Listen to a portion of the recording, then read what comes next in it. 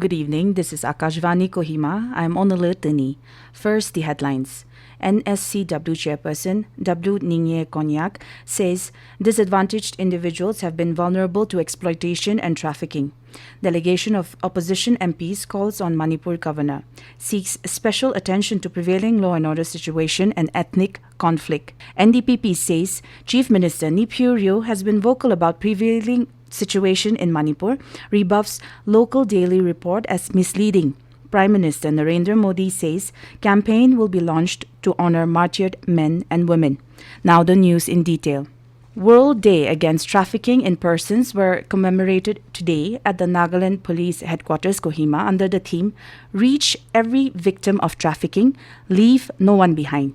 Delivering the keynote address at the program, Chairperson of Nagaland State Commission for Women, Nginyeih Konyak, drew attention to the vulnerability of thousands of men, women, and children to trafficking.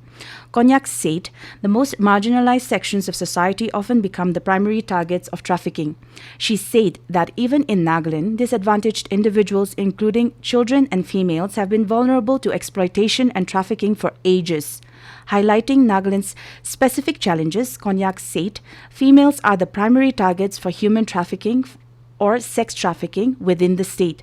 She said teenage boys and girls are particularly at risk, becoming victims of sex trafficking and forced labor. Konyak stressed the importance of collective efforts from stakeholders in combating trafficking. Additionally, she called for comprehensive support services for the victims' recovery and protection.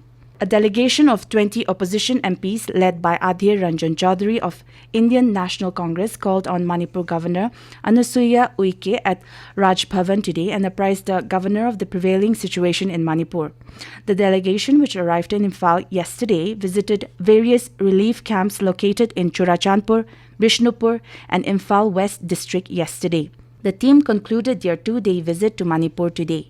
During the meeting with the governor, Adhir Ranjan Chaudhary apprised the situation in which the displaced people are staying in relief camps and informed the governor that they are in pain, sorrow, with feelings of depression and fear in their minds. He informed the governor that it is not only a problem of law and order, but an ethnic conflict which needs special attention. The Manipur governor welcomed the team for their visit to Manipur and appreciated their efforts for the restoration of peace and normalcy.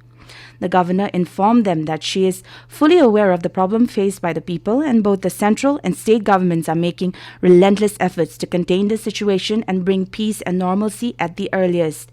She also informed the team that concerned authorities have been instructed to provide necessary items to the inmates of the relief camps. Nationalist Democratic Progressive Party NDPP today rebuffed a news report which appeared in a local daily under the headline Rio backs CM Biren Singh on comments on Manipur's situation. NDPP, through its Media and Communication Committee, clarified that Nagaland Chief Minister had never stated that he stood by the statement of the Manipur Chief Minister. NDPP said Rio has been vocal about the prevailing law and order situation in Manipur. It said Rio condemned the human rights atrocities in Manipur and continues to appeal to the centre to take concrete steps towards restoration of peace, order and the confidence of the people. The party said Chief Minister Rio has also taken efforts to organize relief and assistance to victims and families of the crisis.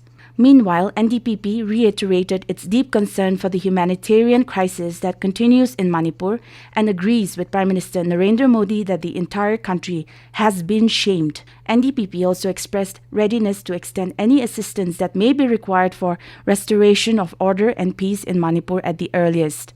Prime Minister Narendra Modi today said that Meri Mati Mera Desh campaign will be launched soon ahead of Independence Day to honor the martyred men and women. Addressing the nation in his Mann Ki Baat program on All India Radio, Modi said that many programs will be organized across the country in memory of the martyrs in the midst of the ongoing reverberations of Amrit Mahotsav. Speaking about the menace of drugs, the Prime Minister hailed the efforts being made by people to tackle the evil. On the topic of monsoons, Modi noted that the past few days have been full of anxiety and hardships on account of natural calamities like flooding, landslide, and Biparjoy cyclone. The Prime Minister stressed that these calamities brought the power of collective effort to the fore. Modi emphasized that this phase of rain is important for tree plantation and water conservation. He said more than 60,000 water bodies have been built during the celebration of 75th year of independence. He praised people for making novel efforts for water conservation. Meanwhile, Nagaland Governor La Ganeshan, along with the staff of Raj Bhavan and invitees, attended the screening of Prime Minister Narendra Modi's Mann Ki Baat program at Raj Bhavan, Kohima. You're listening to Akashvani Kohima. You can also listen to this news bulletin on News on Air app and our YouTube channel AIR News Kohima.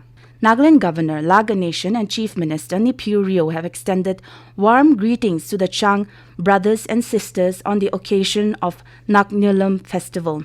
La Ganeshan and Rio said Nginyeih Festival is celebrated to signify the triumph of good over evil.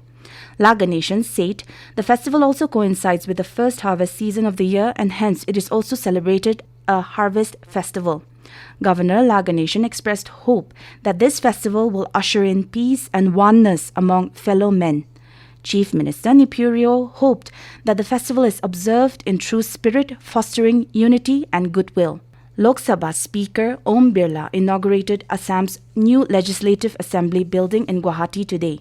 In his address, Birla said the assembly should be a center for the aspirations and expectations of people. He said it should work for all sections of society, particularly the downtrodden.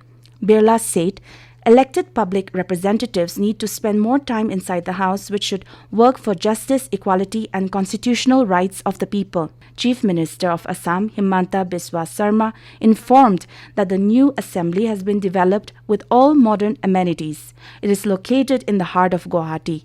Sarma added that the assembly reflects the cultural legacy of Assam. Union Minister of Health and Family Welfare Dr. Mansukh Mandavia has said that Narendra Modi government is committed to providing affordable and accessible health facilities to the countrymen. He said this while addressing the 7th meeting of the Central Institute Body, CIB, of All India Institute of Medical Sciences, AIIMS, and Chintan Shivir, or brainstorming session at the National Institute for Health and Family Welfare in New Delhi yesterday. CIB is the highest decision-making body of all AIIMS for finance, infrastructure, vacancy, recruitment, enforcement of policies, challenges and procurement. The minister added that the brainstorming session has provided a platform to hold discussions with higher officials and experts, which will help in evolving better practices of premier health institutions like AIIMS. External Affairs Minister S. Jaishankar today said that India's semiconductor mission is not just about meeting domestic requirements, but also aimed at contributing to global demand for trusted manufacturing. Speaking at the Semicon India Conference 2023 at Gandhinagar in Gujarat, the minister emphasized India's strategic vision and ongoing efforts to secure a pivotal role in critical and emerging technology. He highlighted the importance of self-reliance in semiconductor production, noting that it is closely tied to the country's goal of enhancing the quality and quantity of exports and becoming more deeply embedded in global value chains. He underscored the significance of critical and emerging technologies in elevating India's position on the global stage. According to the weather report, state capital Kohima today recorded a maximum temperature of 23.4 degrees Celsius and a minimum of 19 degrees Celsius. A relative humidity of 77% was recorded with a rainfall of 11.8 mm. And now the headlines once again. NSCW Chairperson Nginyeih Konyak says disadvantaged individuals have been vulnerable to exploitation and trafficking.